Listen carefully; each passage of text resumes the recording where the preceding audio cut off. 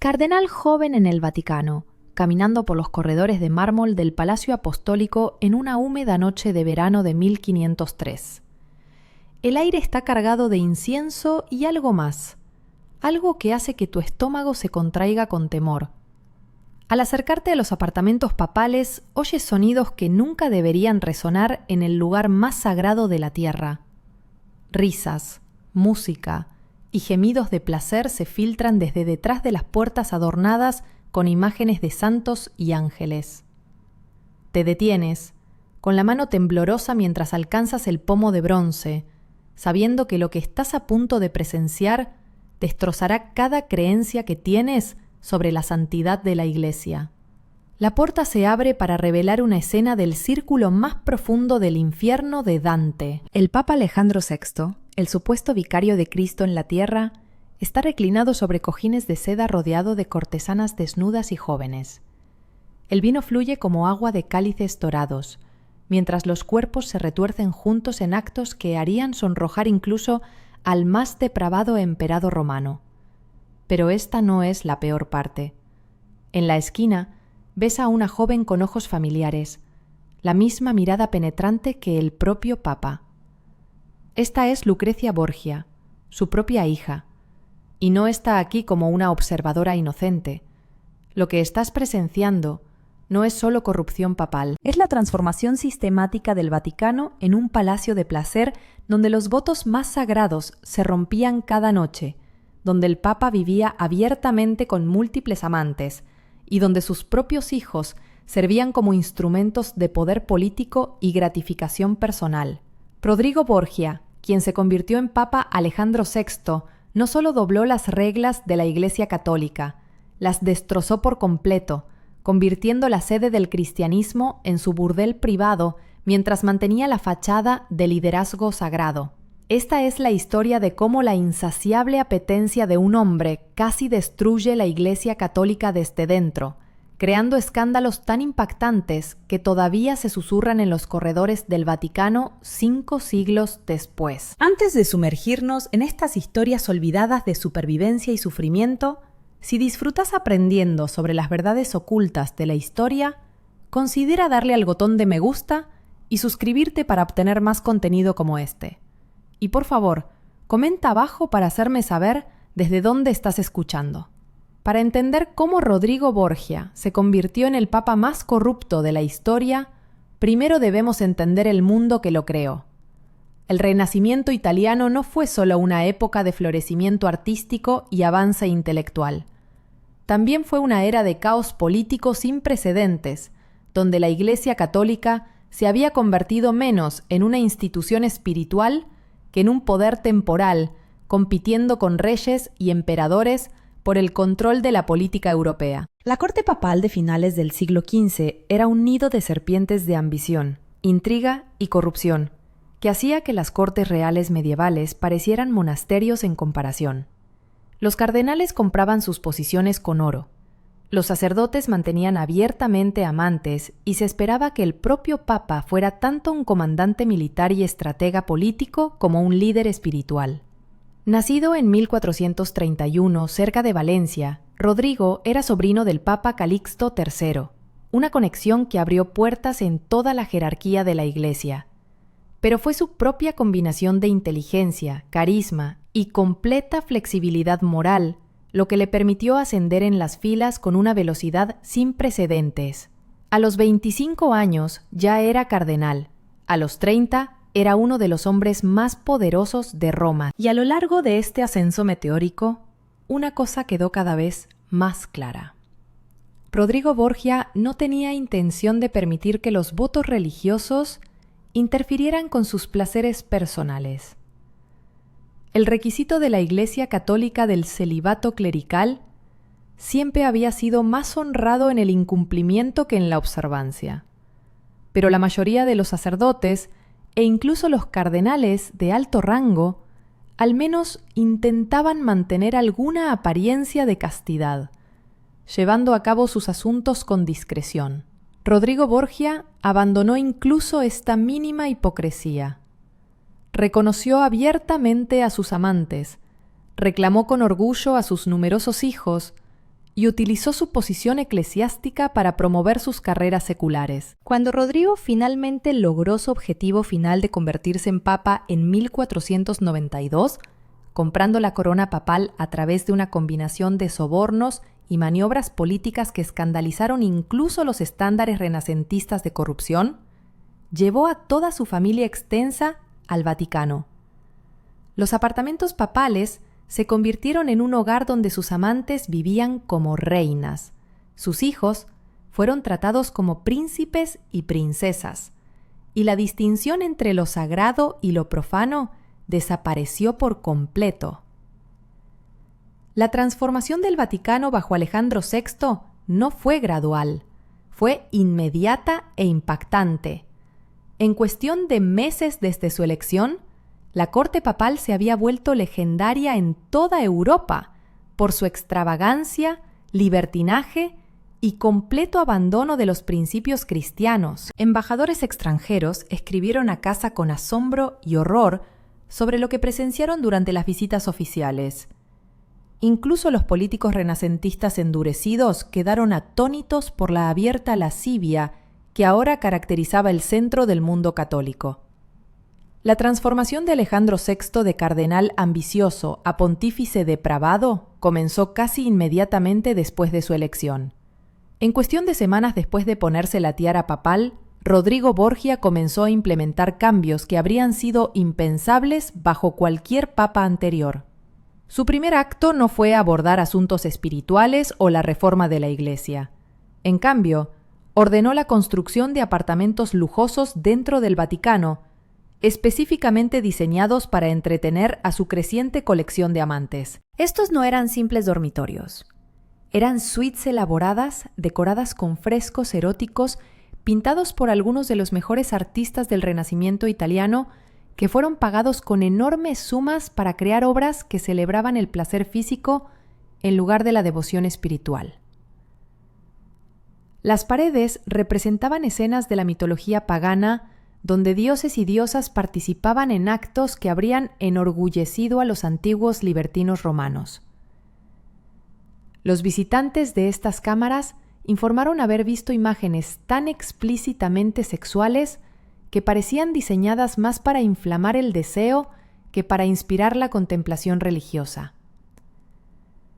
La principal amante de Alejandro durante su reinado papal fue Julia Farnese, una mujer tan hermosa que era conocida en toda Roma como Julia la Bella. Lo que hizo que esta relación fuera particularmente escandalosa no fue solo que el Papa estaba conviviendo abiertamente con una mujer lo suficientemente joven como para ser su hija, sino que había realizado una ceremonia que era esencialmente un matrimonio en todo menos en el nombre. Julia vivía en los apartamentos papales como la reina no oficial del Vaticano, presidiendo funciones sociales y ejerciendo una influencia que rivalizaba con la de cualquier emperatriz europea. Pero Julia no era la única compañera femenina de Alejandro. El Papa mantenía lo que las fuentes contemporáneas describen como una colección de mujeres hermosas, cada una asignada a apartamentos lujosos dentro del complejo del Vaticano. Estas no eran relaciones temporales o asuntos ocultos, eran residentes permanentes del hogar papal, respaldadas por fondos de la Iglesia y tratadas con el respeto normalmente otorgado a la nobleza. La rutina diaria del Vaticano de Alejandro no se parecía nada a la austera vida espiritual esperada del líder supremo de la Iglesia Católica. Las mañanas que deberían haberse dedicado a la oración y la meditación se pasaban en cambio en actividades íntimas con varias amantes. Las tardes presentaban banquetes elaborados donde el Papa y sus compañeras femeninas cenaban delicias mientras eran entretenidos por músicos, bailarines e intérpretes cuyos actos se volvían cada vez más subidos de tono a medida que el vino fluía.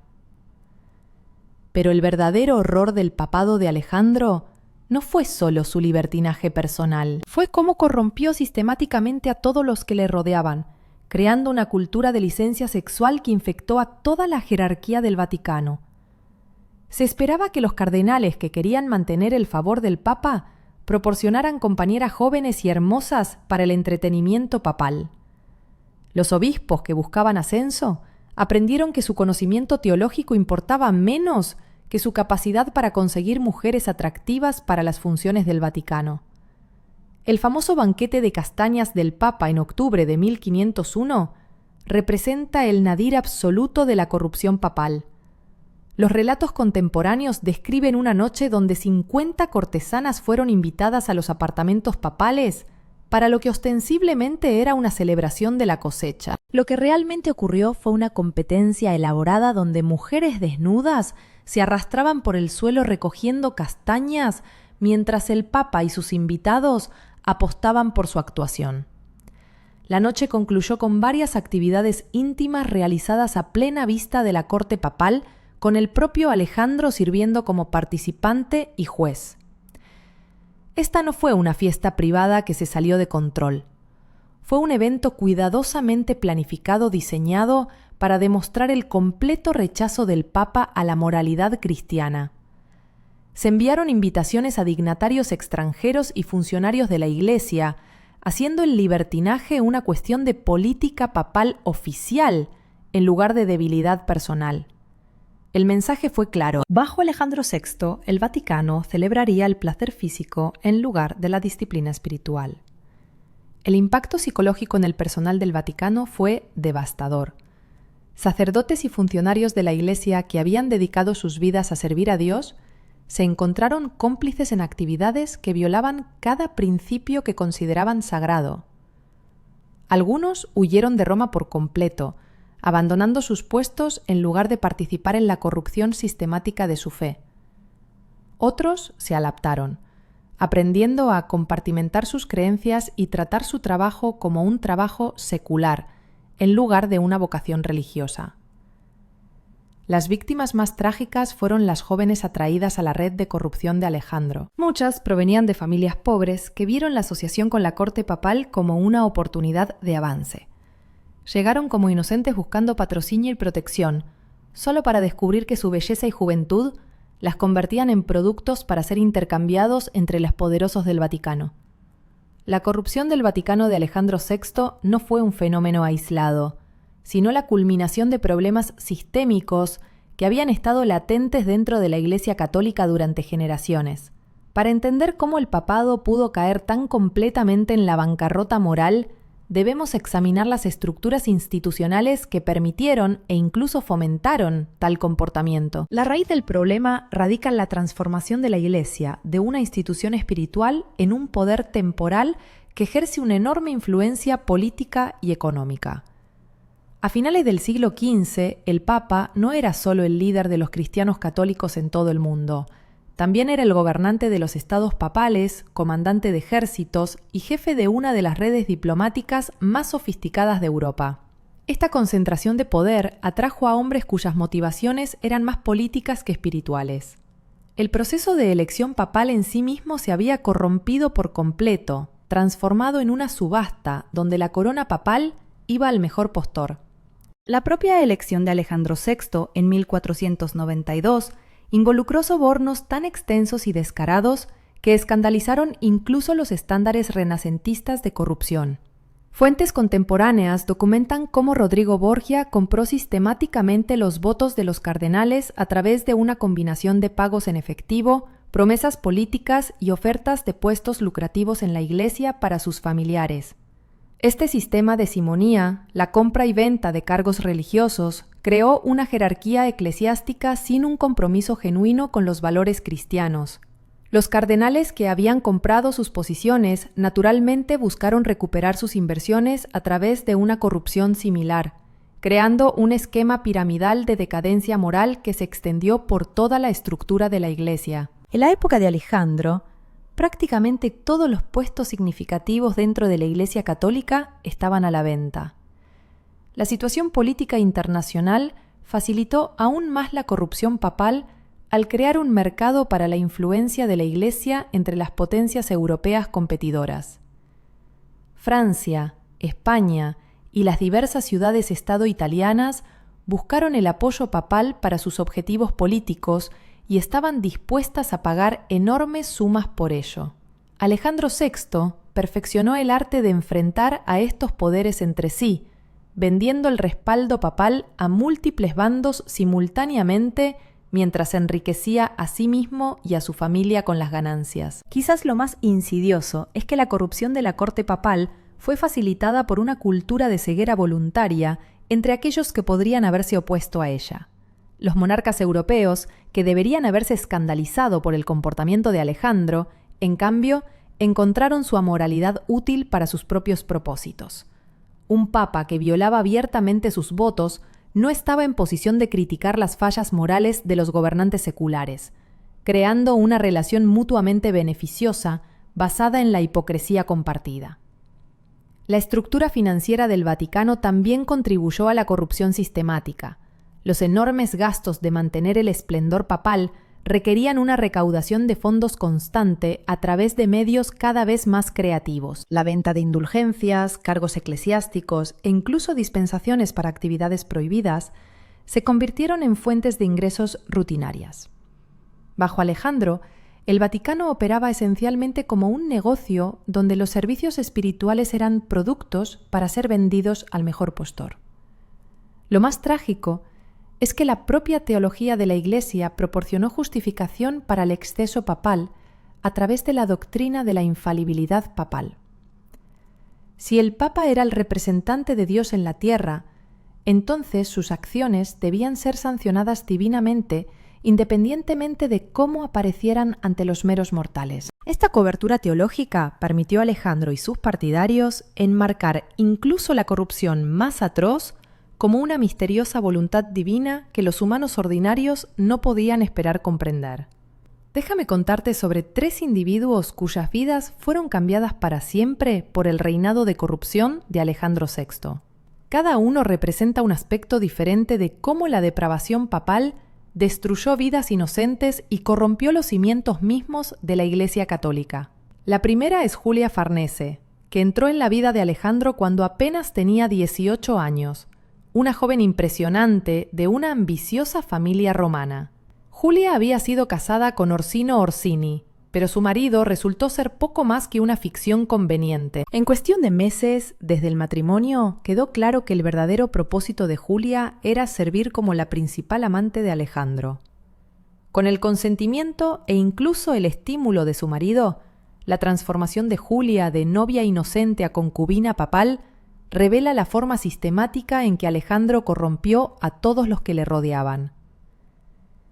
Inicialmente horrorizada por los avances del Papa, fue gradualmente doblegada a través de una combinación de amenazas contra su familia y promesas de ascenso para sus familiares. Su hermano Alessandro fue nombrado cardenal a la edad sin precedentes de 25 años, claramente como pago por los servicios de Julia. Pero el precio de este ascenso fue la completa rendición de la autonomía personal de Julia. Vivió en un cautiverio dorado dentro del Vaticano, incapaz de salir sin el permiso papal, constantemente vigilada por los agentes de Alejandro y obligada a participar en actividades cada vez más degradantes, diseñadas para demostrar el poder del Papa sobre ella.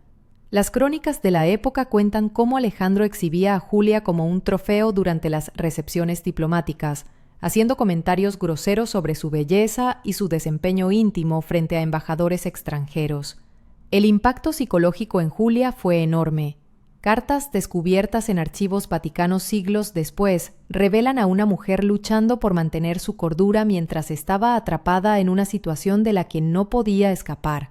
Escribió sentirse como un hermoso pájaro en una jaula de oro, amada por su apariencia, pero valorada solo por su capacidad de satisfacer los deseos papales. Sus intentos de encontrar consuelo espiritual a través de la oración fueron objeto de burla por parte de Alejandro, quien se deleitaba en obligarla a participar en parodias blasfemas de ceremonias religiosas.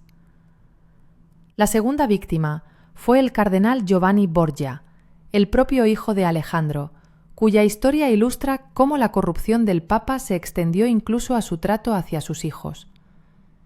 Giovanni había sido preparado desde la infancia para promover los intereses de la familia Borgia, pero las expectativas de su padre iban mucho más allá de las ambiciones dinásticas normales. Alejandro exigió que Giovanni sirviera no solo como comandante militar y agente político, sino también como proveedor de mujeres jóvenes para el entretenimiento papal. La conciencia de Giovanni se rebeló gradualmente contra estas demandas, particularmente después de presenciar el abuso sistemático de mujeres inocentes que habían sido atraídas al Vaticano con falsos pretextos. Cuando comenzó a mostrarse reacio a participar en los planes de su padre, Alejandro respondió con su brutalidad característica. El Papa despojó a Giovanni de sus mandos militares, amenazó su seguridad personal y finalmente organizó su misteriosa muerte en 1497. La historia oficial afirmaba que Giovanni había sido asesinado por asesinos desconocidos, pero fuentes contemporáneas sugieren fuertemente que el propio Alejandro ordenó la eliminación de su hijo cuando Giovanni se convirtió en una amenaza para las operaciones papales. La figura más trágica en esta sórdida historia es la propia Lucrecia Borgia, la hija de Alejandro, cuyo nombre se ha convertido en sinónimo de corrupción renacentista, pero que en realidad fue una de las víctimas más explotadas del Papa. Lucrecia fue utilizada como un peón político desde la primera infancia, casada y divorciada varias veces a medida que las alianzas papales cambiaban. Pero el abuso de su padre fue mucho más allá de simplemente arreglar matrimonios ventajosos. Fuentes contemporáneas cuidadosamente ocultas en archivos vaticanos durante siglos documentan la relación inapropiada de Alejandro con su propia hija. Lucrecia se vio obligada a vivir en los apartamentos papales, participar en los depravados entretenimientos de su padre y someterse a exámenes íntimos por parte de médicos papales que informaban detalles de su condición física directamente a Alejandro. La obsesión del Papa con la vida personal de su hija fue tan notoria que se convirtió en tema de correspondencia diplomática en toda Europa. Cuando Lucrecia finalmente escapó a través de su matrimonio con Alfonso d'Este, duque de Ferrara, se llevó consigo cicatrices psicológicas que nunca se curaron por completo. Cartas de su vida posterior revelan a una mujer atormentada por pesadillas, incapaz de formar relaciones normales y consumida por la vergüenza por experiencias que estaban completamente fuera de su control. Murió joven, posiblemente por suicidio, aunque la causa oficial fue registrada como complicaciones del parto. Cuando Alejandro VI finalmente murió en agosto de 1503, posiblemente por un veneno destinado a uno de sus enemigos, la reacción inmediata en toda la Europa cristiana no fue el luto, sino el alivio. Las campanas de la Iglesia sonaron en celebración en las regiones protestantes, donde el papado de Alejandro había proporcionado munición interminable para los críticos de la corrupción católica. Incluso en territorios católicos, muchos vieron su muerte como una intervención divina para salvar a la Iglesia del colapso moral completo. Las consecuencias inmediatas revelaron toda la magnitud del daño que Alejandro había infligido a la institución papal. La tesorería del Vaticano estaba prácticamente vacía, agotada por años de gastos fastuosos en placeres personales y promoción familiar. Los estados papales estaban en rebelión, con poblaciones locales indignadas por los impuestos necesarios para financiar la depravación papal. Lo más grave es que la autoridad moral de la Iglesia Católica había sido tan socavada que tomaría generaciones recuperar incluso una credibilidad mínima. La Reforma Protestante, que estalló solo 14 años después de la muerte de Alejandro, atrajo gran parte de su apoyo popular de la repulsión por la corrupción que él representaba. Las críticas de Martín Lutero a la corrupción papal resonaron tan poderosamente precisamente porque Alejandro VI había demostrado que tales críticas estaban totalmente justificadas. El papado de los Borgia se convirtió en el caso A en los argumentos protestantes de que la Iglesia Católica había abandonado por completo los principios cristianos.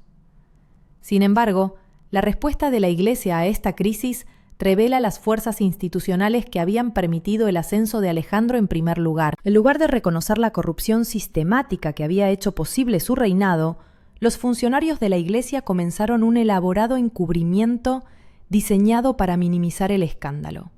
Las historias papales oficiales restaron importancia u omitieron por completo los aspectos más inquietantes del comportamiento de Alejandro. Los documentos fueron sellados en archivos secretos donde permanecieron ocultos durante siglos. Esta limpieza histórica ha persistido hasta los tiempos modernos. Las enciclopedias católicas todavía describen a Alejandro VI en términos relativamente suaves, centrándose en sus logros políticos, mientras pasan por alto la corrupción íntima que definió su papado. Los archivos secretos del Vaticano contienen miles de documentos relacionados con el papado de los Borgia que permanecen clasificados, lo que sugiere que la extensión total de la depravación de Alejandro aún puede ser desconocida. La evidencia arqueológica cuenta una historia diferente. Los trabajos de restauración en los apartamentos papales han descubierto frescos y detalles arquitectónicos que confirman los relatos más sórdidos del reinado de Alejandro. Cámaras ocultas diseñadas para encuentros íntimos, pasajes secretos para el movimiento discreto de amantes y elaborados baños equipados para actividades grupales. Todo testifica la transformación sistemática del Vaticano en un palacio de placer. Quizás lo más trágico es que el legado de Alejandro se extiende más allá de la curiosidad histórica a los problemas actuales dentro de la Iglesia Católica. Las estructuras institucionales que permitieron su corrupción permanecen en gran parte sin cambios, creando vulnerabilidades continuas al abuso de poder similar. La corrupción de Alejandro VI no es simplemente una curiosidad histórica. Representa un patrón de abuso institucional que continúa manifestándose en diferentes formas en toda la sociedad moderna. Comprender cómo la institución religiosa más poderosa del mundo podría transformarse en un palacio de placer personal proporciona información crucial sobre los peligros que continúan amenazando a las instituciones contemporáneas. El mecanismo central que permitió el reinado de depravación de Alejandro fue la concentración de poder absoluto en manos de un solo individuo, combinado con estructuras institucionales que desalentaban la crítica y castigaban la disidencia. Esta misma combinación aparece repetidamente en escándalos modernos que involucran a líderes religiosos, figuras políticas y ejecutivos corporativos que usan sus posiciones para explotar a quienes están bajo su autoridad. El uso de miembros de la familia por parte de Alejandro como instrumentos de poder encuentra ecos en los escándalos de nepotismo modernos, donde los líderes instalan a familiares en puestos clave para garantizar la lealtad y el silencio. La corrupción sistemática de la corte papal, donde el avance requería la complicidad en actividades inmorales, refleja situaciones contemporáneas donde la cultura institucional normaliza el comportamiento poco ético a través de la presión de los compañeros y los incentivos profesionales.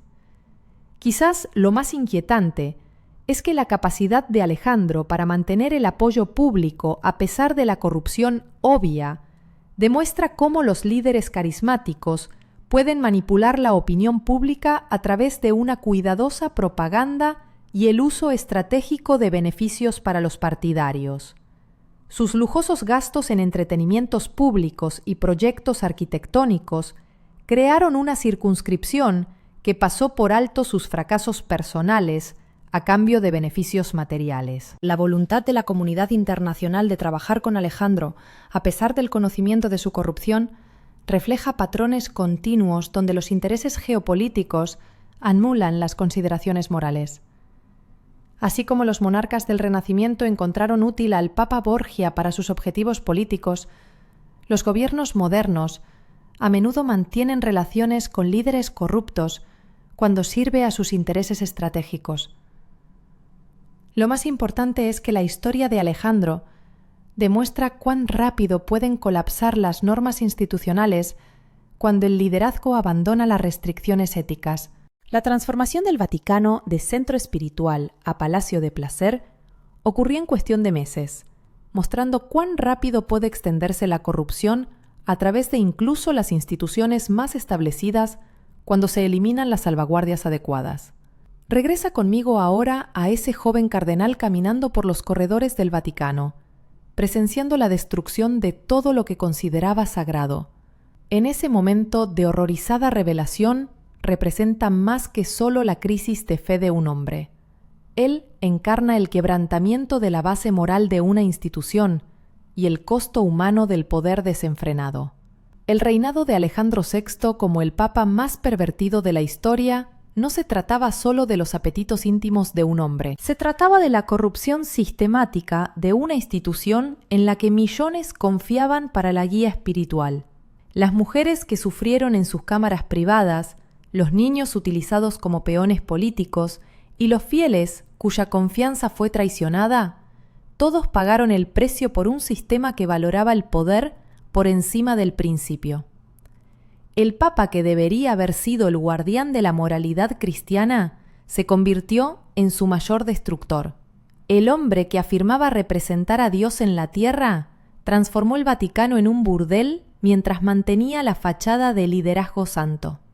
Su legado sirve como un recordatorio permanente de que ninguna institución, independientemente de su supuesta autoridad divina, es inmune a la corrupción cuando se abandonan las salvaguardias adecuadas. Los corredores de mármol, que una vez resonaron con los sonidos del depravado entretenimiento de Alejandro, todavía se alzan hoy, ahora silenciosos pero no perdonados. Los frescos que celebran el placer físico sobre la devoción espiritual permanecen ocultos debajo de capas de renovaciones papales posteriores, pero no pueden borrarse por completo de la historia. Alejandro VI logró una especie de inmortalidad, pero no el legado sagrado que buscaba. Su nombre sobrevive como una advertencia sobre los peligros del poder absoluto y la capacidad humana para el mal cuando se eliminan las restricciones morales. Al final, el papa más pervertido de la historia dejó atrás no una iglesia fortalecida, sino una institución destrozada que pasaría siglos tratando de recuperarse de los horrores de su reinado.